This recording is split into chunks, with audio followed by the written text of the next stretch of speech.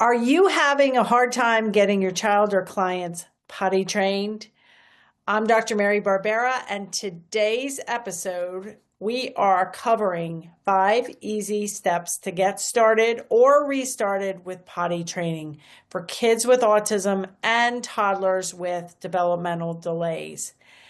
So, we are going to cover what is in this brand new free potty guide available at marybarbera.com/potty, or click the link on or around this video. You'll want to download the guide, and I am going to walk you through it because what's in here can really make the difference, even if you've struggled for months or years. So let's get to it.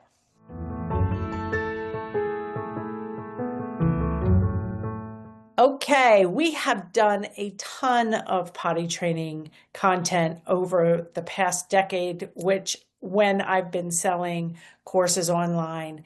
And I've been at the potty training game since the 1980s when I was a nurse on a neuro floor.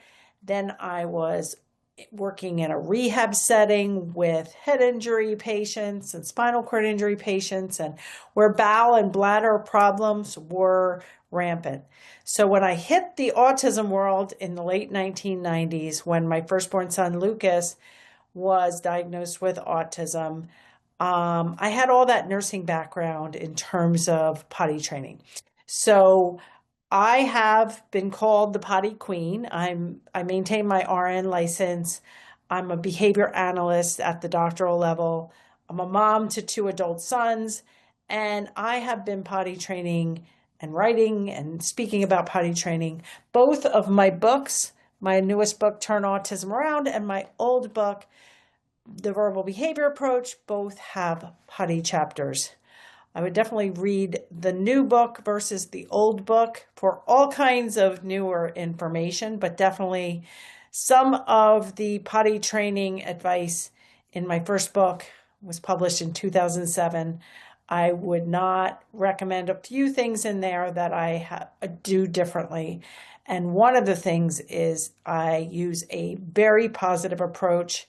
There is no overcorrection, no what we used to call positive practice, which is actually a punishment procedure. So all positive for potty training. And I'm going to go over the 5 steps where you can take a child. We're going to talk about when and how, and, is it too early? Is it too late? Spoiler alert. It's never too early or too late to begin pairing the potty or the toilet and to make this a top priority. So let's go over, before we get to step 1, let's go over, and if you don't have your guide, marybarbera.com/potty, let's go over some of the prerequisites. And I use that term pretty loosely because some children with autism are not going to meet these prerequisites. And if you have a child over the age of 5 that meets very few of these prerequisites, we're still able to potty train them, and we still should be focusing on that. But in general, it's easiest to potty train kids who have the following prerequisites. Over the age of 2, I have read some books about potty training babies, and we do use some of those techniques in kids that don't meet the absolute prerequisites here. But if your child is under 2, it's probably too early, especially if they have developmental delays. The second one is they can follow simple directions. Have predictable bowel movements. So they're not just having bowel movements constantly throughout the day or at night. They can stay dry for up to 2 hours at a time, at least an hour and a half. So in the meantime, I really want you to try to keep the child as dry as possible. So don't let them walk around in a soppy wet diaper. They should be feeling they're wet, they're dry. And it's not good for their skin or anything else to let them pee in a diaper and not change it as soon as possible. It would be nice and really helpful if they can pull their pants up and down. This is an 18-month skill. Even with some help, they should be at least trying. But again, if they're not, it's not none of these alone are deal breakers. Some other skills we'd like to see before potty training: responds well to reinforcement. Do you know what they like? Do they smile? Do they take the reinforcement? If it's an edible, do they eat it? Do they smile when you blow bubbles? What kind of things can you use as reinforcement? What are their favorite drinks, snacks, toys? And so we want them to be responding to reinforcement. We want them to sit at a table with you and either engage or have their meals. If they're constantly running around and they won't sit to eat a snack, or they won't sit to have you look at a book with them, or won't sit at a small table to engage, they are probably not going to sit on the potty. And so we do really recommend all the techniques that are in one of my 3 online courses. We have a toddler preschooler course.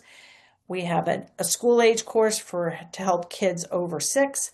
And then we have a brand new professional only course and all access membership where we really guide professionals. So if you're having trouble with some of these prerequisites, they won't sit, they won't follow directions, we probably need to go a little farther, which we're going to cover in more detail. And then the last prerequisite is they show some discomfort with wet or soiled diapers. They go behind the sofa to poop. They go up in their room or down the basement. This is all just awareness. They don't have to necessarily communicate, but just like a newborn wouldn't have any problem with just going when they go. It's more reflexive.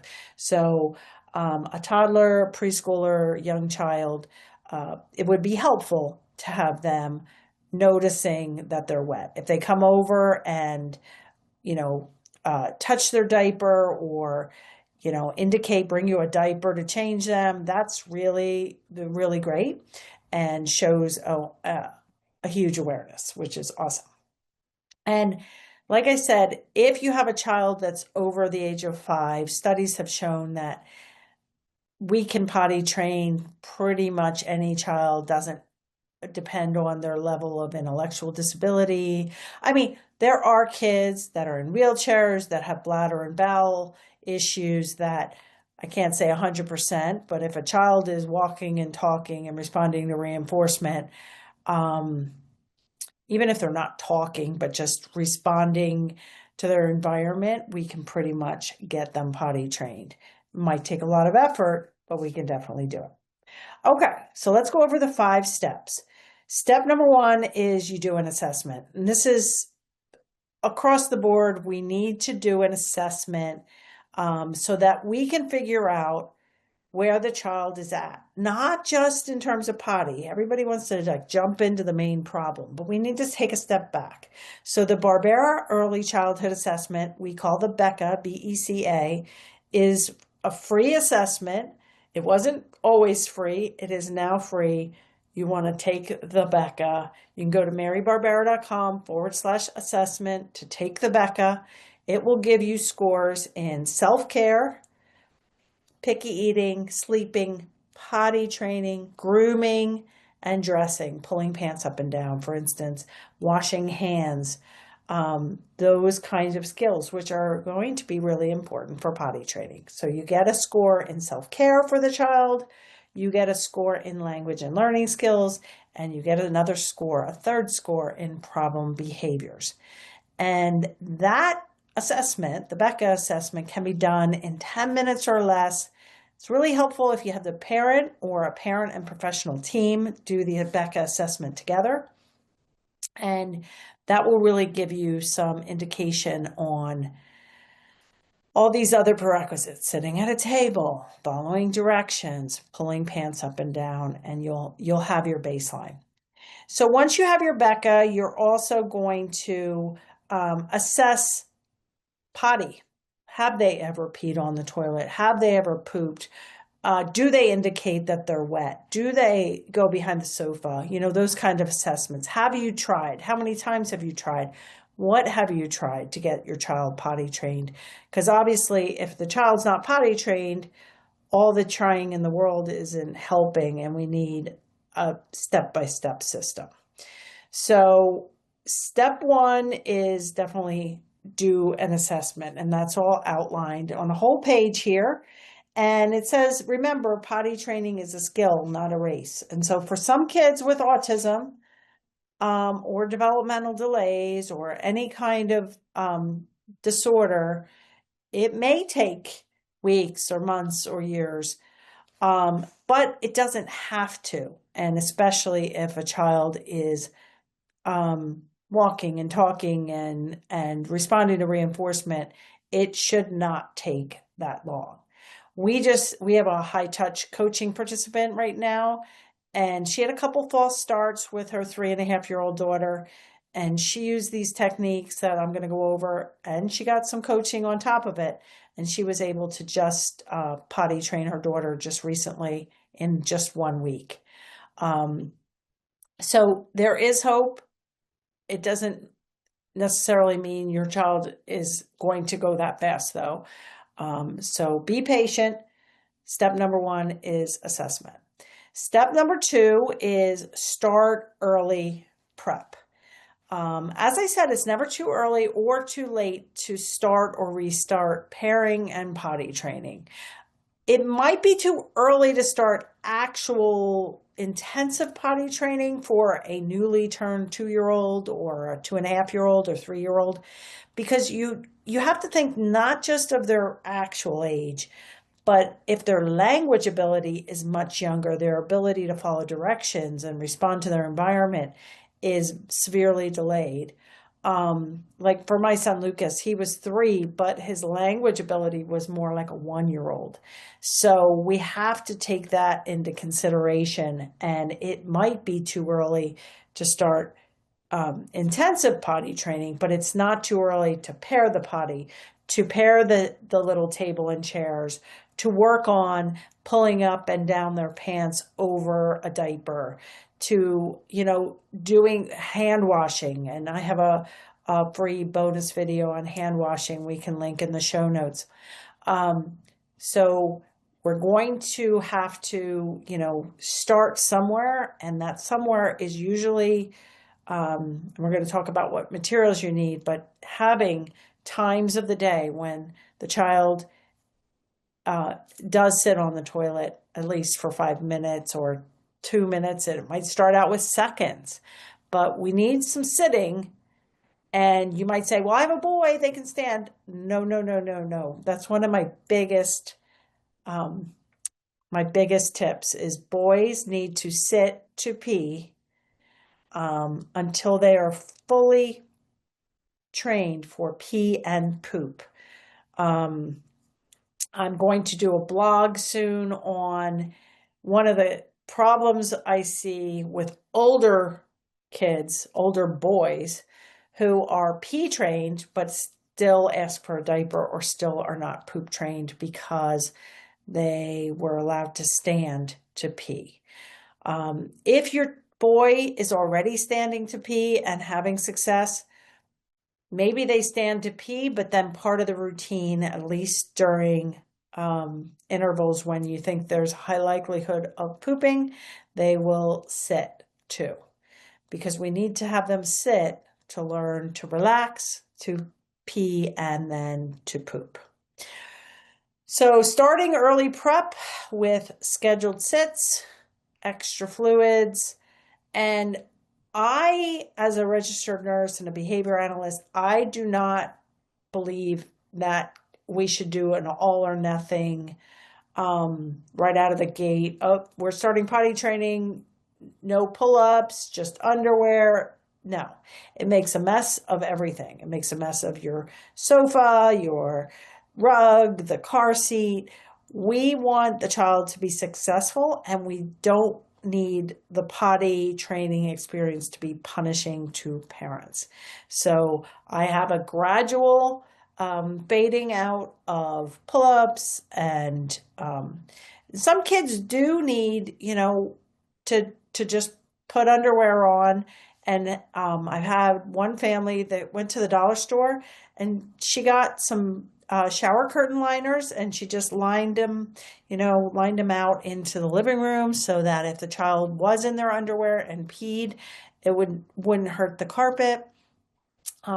So you can be resourceful, and some kids need that feeling of peeing just once or twice, and then they get it. So for each child, it definitely is going to need some individualization, but starting early prep is key. Step number 3 is we want to pick the right time. We don't want to start potty training if you're going to be moving next week, or you're having a baby in 3 days, or even in a week or 2. You really want to look at the next week or 2 or month when you're going to be home a lot, that you're not going to be going on vacation, the child doesn't need surgery, all those things. You're going to want to really pick a time. And a lot of times, summer vacation, holiday time when the child's out of school, and there is a window of time when you're going to be home a lot, might be helpful. So we also need to decide if potty training is going to start in the home, start at school or in a clinic, or start in both places. That might be a little tricky. And we want to, in one of these steps in here, is pick the right, or the terms we're going to use.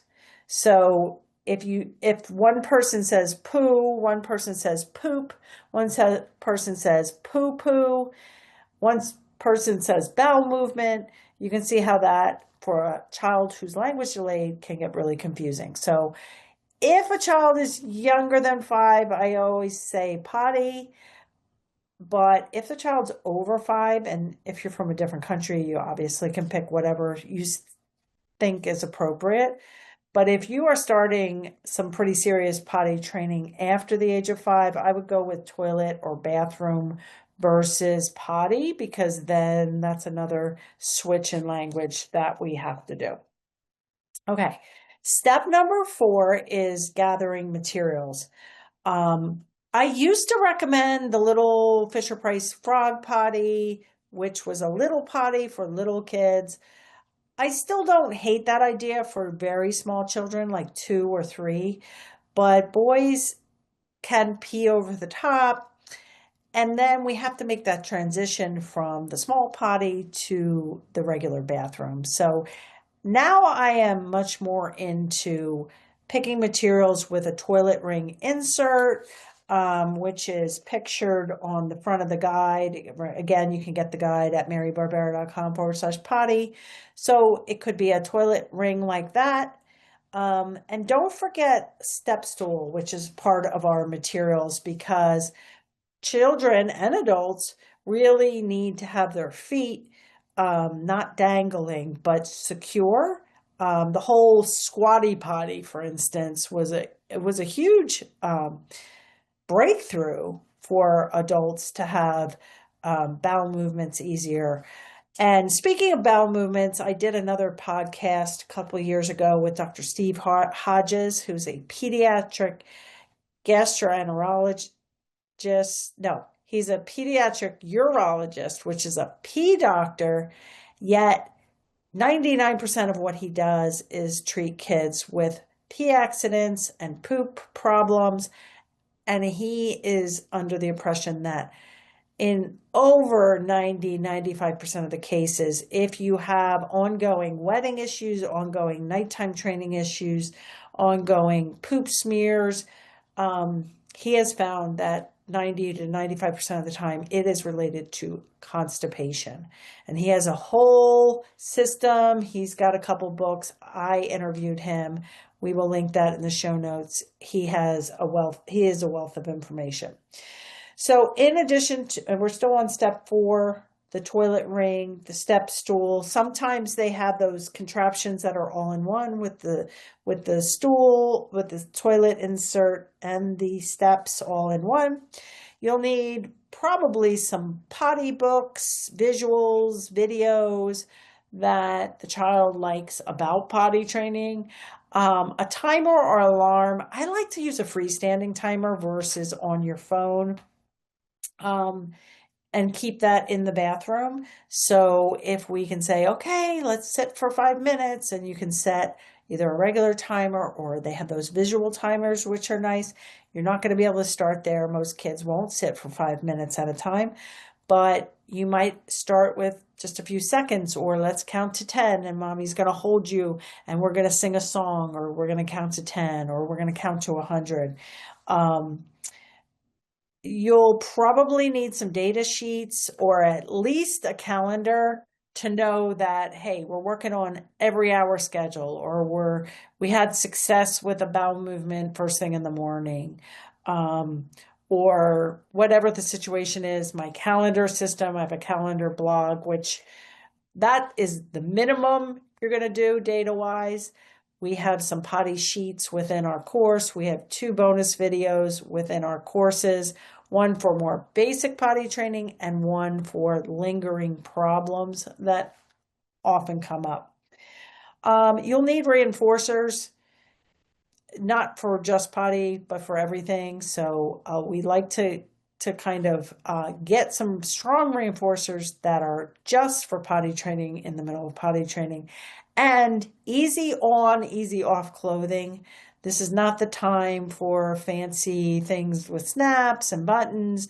We need loose clothing that's able to be pulled down, pulled up easily, and that's super important. So that is step 4, and now we are on to step 5, which is it's important to get everybody on the same page, whether that be home, school, both the parents, if you've got a nanny or a babysitter or the grandmother living with you or watching your child. We need to all be using the same terms, all be using the same schedule, all be using the same reinforcement, the same data collection, because otherwise this skill is not going to be easily taught. But it can be done. I have seen and helped with potty training on probably thousands of kids over the years in some capacity. And just to know that it is possible. And if you are struggling with potty and you're also struggling with any language problems, your child's not conversational, child's not speaking in one-word utterances, speaking in little scripts, and you have some problem behaviors, refusal to go on the potty, flopping, aggressions, self-injurious behavior, whining, crying, hitting kids at preschool, I really urge you to not just look at potty, but look at the whole picture and the whole child, and make some systematic changes so that your child is successful, and that you as the parent or professional can see this success. Once you see success, you'll be even more motivated to keep putting more procedures in place to help each child reach his or her fullest potential. So download the potty guide, marybarbera.com/potty. Attend a free workshop. I even have one BACB CEU or one contact hour for behavioral and early intervention professionals attached to the pro webinar now. I also have 2 different webinars, one for parents of toddlers, one for parents of school-age kids that are older. So you can attend that for free. I would really urge you to join our online course and community where you can ask questions. You can attend Getting Unstuck calls. You can talk about potty as much or as little as you want there, but we are going to look at the whole child, and we're going to help you look at the whole child to get them to the next level.